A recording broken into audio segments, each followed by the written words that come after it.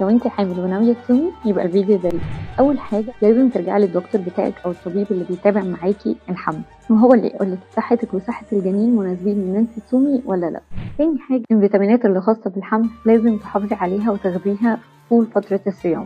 تالت حاجة السحور مهم جدا، من الحاجات اللي لازم تحافظي عليها كل يوم طول شهر رمضان. بيكون غني بالبروتين والخضروات، فلازم تهتمي بالوجبة دي قوي. رابع حاجة السوائل، تشربي مية كتير جدا وتاكلي من الحاجات الغنية بالمية أو اللي هي الفاكهة والخضروات اللي بتكون فيها مية كتير. تالت حاجة الأكلات اللي فيها بوتاسيوم تكتري منها علشان تحافظ على نسبة المية اللي موجود في جسمك، متحصلكيش جفاف أثناء الصيام.